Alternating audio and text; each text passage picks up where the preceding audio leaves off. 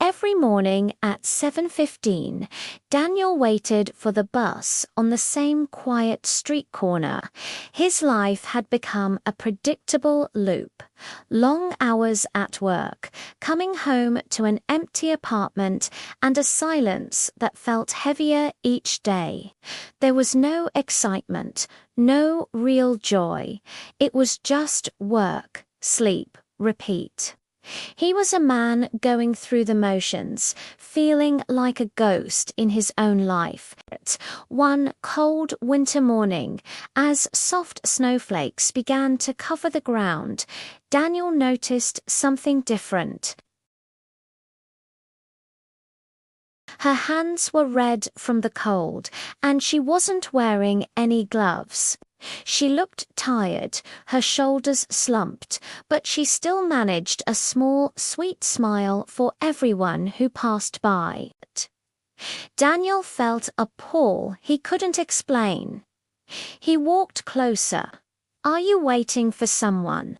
he asked, his voice a little rough from disuse. The girl nodded, her eyes wide and serious. "For my dad," she whispered.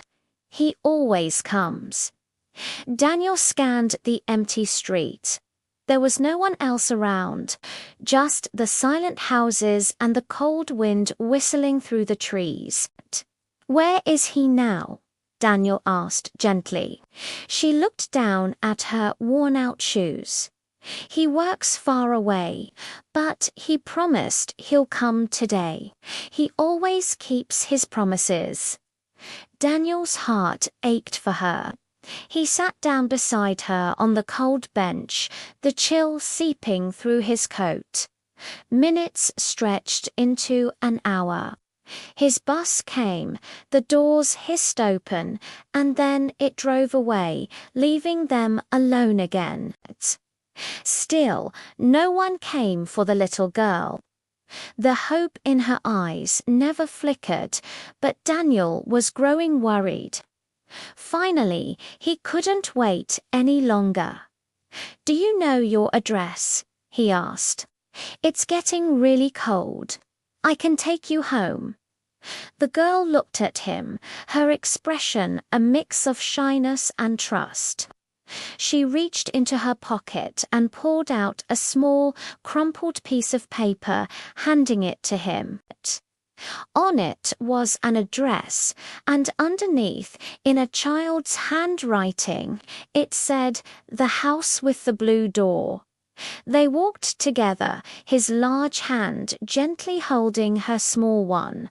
The house was old and quiet, tucked away on a street full of fallen leaves. A woman with kind, tired eyes opened the door. Her face lit up, then crumpled with emotion when she saw the girl. "It's Emily," she cried, pulling her into a desperate, tight hug. Daniel felt a wave of relief wash over him, but it was short-lived. He saw tears streaming down the woman's face. "I'm so sorry," the woman said, her voice choked with grief. "She keeps doing this. She goes to that bus stop every single morning, waiting for her dad." Daniel felt something heavy settle in his chest. The woman continued softly, "Her father. He passed away 2 months ago. He used to walk her to school every day from that bus stop. She just can't accept that he's gone. She believes he'll come back, just like he promised." The words hung in the cold air, sharp and painful. Daniel looked over at little Emily, who was now inside, still smiling, still holding onto that unbreakable belief. In that moment, Daniel's own quiet loneliness felt insignificant compared to the universe of sadness in that little girl's heart. His own heart didn't just ache, it broke. The next morning, Daniel didn't go to his own bus stop. He went back to hers.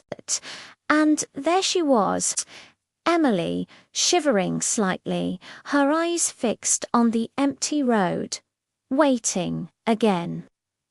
Daniel asked, his voice gentle. She nodded, a little less certain this time. Maybe today. Daniel kneeled down to her level, looking directly into her hopeful eyes. What if, he started choosing his words carefully. What if I walk you to school instead?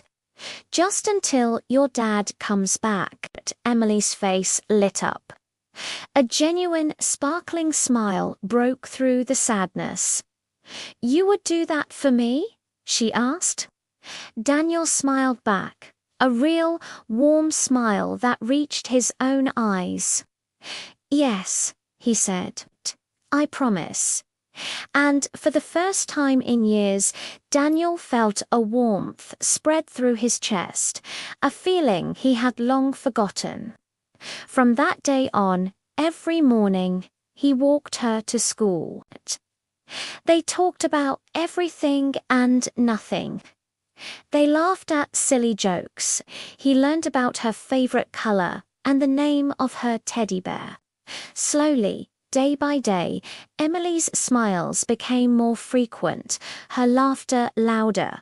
She began to heal, and Daniel, in trying to mend a little girl's broken heart, he found his own purpose. He found a connection, a reason to wake up that had nothing to do with work or routine. He found a family in the most unexpected way. Sometimes you don't choose the people you save. But if you're lucky, the people you save end up saving you right back. Thank you for watching. If this story touched you, please give it a like and subscribe for more content that warms the heart. We'll see you next time.